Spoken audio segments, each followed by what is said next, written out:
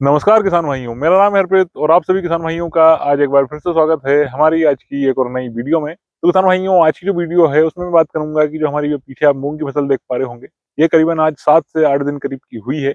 और इसमें जो है अभी हमारा जो पहला स्प्रे है वह हम इसमें कल करेंगे। और इल्लियों की क्या स्थिति है, साथ ही पहले स्प्रे में कौन कौन सी दवाइयों का उपयोग करेंगे, उसके बारे में आज की जो वीडियो है उसमें मैं आपको बताऊंगा। चलिए किसान भाइयों, ज्यादा समय लेते हुए शुरू करते हैं हमारी आज की इस वीडियो को।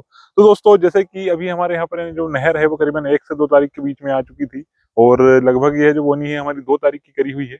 और इसमें यानी कि जो पानी है उसके होने के बाद में आज 8वां दिन है और 8वें दिन पे जो मूंग की फसल है वो 2-2 पत्ती की पूरी तरह से हो चुकी है। और इसमें इक्के दुक्के अभी जाले वगैरह दिखाई देना स्टार्ट हो चुके हैं। तो उन जालों के दिखने के हमें कितने दिनों के बाद में स्प्रे करना है, साथ ही पहले स्प्रे में हमें इल्लियों की पहचान कैसे करनी है, ये जो इल्लियां हैं उनका अटैक किस समय आता है, साथ ही शुरुआती अवस्था क्या है इल्ली लगने की मूंग की फसल में, उसको भी मैं आज की इस वीडियो में कवर करूंगा। तो चलिए किसान भाइयों, ज्यादा समय लेते हुए शुरू करते हैं हमारी आज की इस वीडियो को।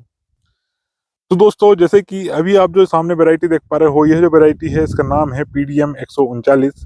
और यह जो वैरायटी है वह 55 से 60 दिनों के बीच में पक करके तैयार होने वाली काफी शानदार वैरायटी है। तो दोस्तों, यानी कि इसका जो बीज दर है वह करीबन हमने रखा है 15 किलो प्रति एकड़।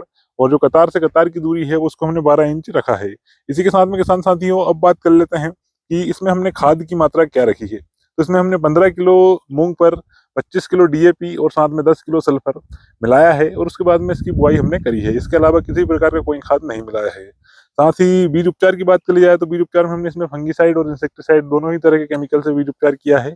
और अभी यानी जो मूंग की कंडीशन है आप देख सकते हैं, लगभग 2-2 पत्तियों की जो मूंग है वह हो चुकी है। यानी कुछ इस प्रकार की इसमें मूंग हमें देखने को मिल रही है, 2 पत्तियों की, और बीज की कोपल है वह आ चुकी है। और कहीं कहीं पर इसमें हमें जो बीज की पत्तियां हैं उनमें जाले वगैरह भी देखने को मिल रहे हैं। जैसे कि यहाँ पर अभी आसपास तो मुझे ऐसा कोई सा पौधा नहीं दिखाई दे रहा है। बाकी बहुत सी जगह पर अगर हम देखेंगे, जैसे आगे यहाँ पर ये जो पौधा है इसमें जैसे जो जाले वगैरह हैं ये कुछ दिख रहे हैं। इसी साथ में यहाँ पर ये जो पौधा है इसमें कुछ देखने को मिल रहा है। बाकी वो जाले वाली स्थिति, हाँ यहाँ पे ये जो पौधा है इसमें आप देख सकते हैं ये जो जाले हैं वो लग चुके हैं। साथ ही इसमें इल्लियां भी, कुछ बारीक बारीक इल्लियां भी हमें देखने को मिल रही है। तो दोस्तों, यानी कुछ इस तरह की स्थिति यानी इस शुरुआती स्प्रे में बनती है। जैसे अगर आपके खेत में भी इस तरह से जाले वगैरह अगर दिखाई देना स्टार्ट हो जाते हैं तो आपको जो है उसके 1 से 2 दिन के अंदर अंदर हमें स्प्रे करना है। और जहां तक हो सके कोशिश अगर बनती है तो अगर आपको आज अगर इल्लियां दिख रही है तो आपको कल स्प्रे जरूर कर ही देना चाहिए, क्योंकि पहले स्प्रे में अगर हम जितनी देरी करेंगे उतना ज्यादा नुकसान हमें लास्ट में देखने को मिलता है। जैसे ज्यादा अटैक होने पर कुछ इस तरह की जो पत्तियां वगैरह है वो हो जाती है। जैसे इसके पीछे लगभग बहुत सारी इल्लियां हमें देखने को मिलेगी, ये वाली जो पौधा है इसके पीछे। जैसे यहाँ पे आप देख सकते हैं काफी ज्यादा मात्रा में यानी जो जाले हैं वो लगे हुए थे। और जो इल्लियां हैं वो बारीक बारीक इल्लियों ने यानी पत्ते को पूरी तरह से छन्नी कर दिया है। और हम जितना लेट करेंगे उतना ज्यादा पत्ते का नुकसान हमें देखने को मिलेगा। तो किसान भाइयों, जैसे कि आप देख सकते हैं ये जो पत्ती है इसके ऊपर बिल्कुल बारीक बारीक सी इल्लियां देखने को मिल रही है। और कुछ इस तरह से जो इल्लियां हैं ये पौधे की जो पत्तियां हैं उनको पूरी तरह से क्लोरोफिल को खा करके नुकसान पहुंचा देती है।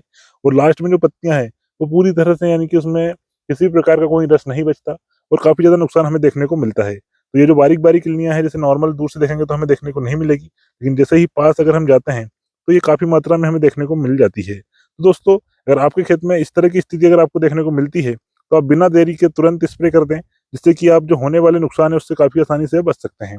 तो इसके लिए किसान भाइयों, हम जो स्प्रे है उसमें कौन कौन सी दवाइयों का ले रहे हैं, साथ ही क्या क्या चीजें ले रहे हैं, उसके बारे में बात कर लेते हैं। तो किसान भाइयों, यानी कि अब इसी के सामने बात कर लेते हैं कि हम जो मच्छर मार है उसमें कौन सी दवाई का उपयोग करने वाले हैं और मच्छर मार डालने का फायदा क्या है। तो किसान भाइयों, जैसे कि अभी जो बारीक मच्छर वगैरह रहते हैं, जैसे यहाँ पर अभी उड़ रहे हैं लेकिन कैमरे वगैरह में दिखाई नहीं देंगे, तो इनको कंट्रोल करने के लिए हमें मच्छर मार का उपयोग इसलिए करना चाहिए क्योंकि जो इल्लियां वगैरह है उनके कंट्रोल के लिए हम दवाइयां वगैरह डाल रहे हैं।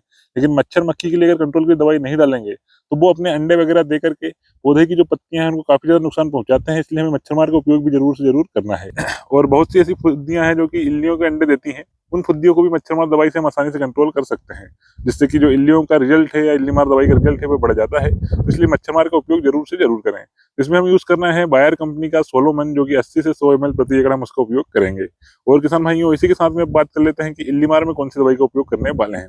तो इल्ली मार में हम उपयोग करेंगे जो हमारी आती है UPL कंपनी की कोरोजन वाला टेक्निकल, जिसके अंदर CTPR आता है, यानी कि लगभग सेम कंटेंट में।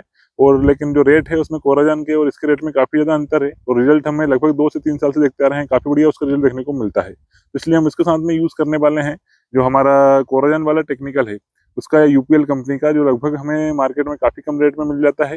तो इसका जो उपयोग है वह हम करेंगे लगभग 50 ml प्रति एकड़, यानी कि जो एक डिब्बी आती है 150 ml की, उसका हम उपयोग करेंगे करीबन हमारी 3 एकड़ खेत में। इसी के साथ में किसान भाइयों जो चारामार दवाई है, जैसे कि दुधई है या जो कचरिया के बेले हैं और जो हमारे चौड़ी पत्ती वाले कुछ खरपतवार हैं, उनके कंट्रोल के लिए हम उपयोग करने वाले, जैसे यहाँ पर ये जो दुधई वगैरह ये देख सकते हैं, तो इस तरह की जो 2 पत्ती की दुधई है, इनको काफी आसानी से कंट्रोल कर देती है। ये जो दवाई है उसका नाम है हमारी इंडोफिल कंपनी की चारामार आती है, जिसके अंदर 2 टेक्निकल पाए जाते हैं। टेक्निकल का तो मेरे को नाम याद नहीं आ रहा है, बाकी मैं उसका नाम बता देता हूँ। दवाई का नाम है बिगुल और उसकी फोटो भी मैं आपको यहाँ पर स्क्रीन पर लगा देता हूँ।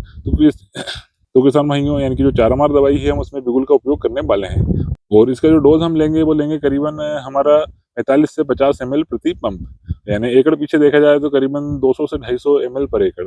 इसी के साथ किसान भाइयों अब बात कर लेते हैं कि इन तीनों दवाइयों को हमें किस तरह से डालना है। तो इसको डालने के लिए सबसे पहले हमें जो कोराजन और हमारा सोलोमन है, इसको तो हम एक बाल्टी में साथ में घोल बना सकते हैं और जो हमारा चारामार दवाई रहेगी उसको हम डायरेक्ट ढक्कन से नाप करके सीधे पंप में हम इसको डालेंगे। तो यानी कुछ इस तरह से आपको अपने खेत में पहला स्प्रे जो है वह करना है और स्प्रे करने के बाद मैं आपको स्थिति बताऊंगा कि ये जो क्या चारे पर क्या रिजल्ट है, साथ ही इल्लियों पर क्या रिजल्ट है और कैसी क्या स्थिति बनी हुई है। चलिए किसान भाइयों, यानी कि हमारा जो पहला स्प्रे है उसमें हमने इन दवाइयों का उपयोग करेंगे। आप अपने खेत में पहले स्प्रे में कौन कौन सी दवाई को स्प्रे करने वाले हैं उसके बारे में हमें जरूर कमेंट करके बताइएगा और अगर आपने अपने खेत में पहला स्प्रे कर दिया है तो कौन सी दवाई का करा है उसके बारे में भी जरूर कमेंट करिएगा। चलिए किसान भाइयों, मिलते हैं आपसे बहुत जल्द अगली वीडियो में। तब तक जय जवान, जय किसान, जय विज्ञान, भारत माता की जय।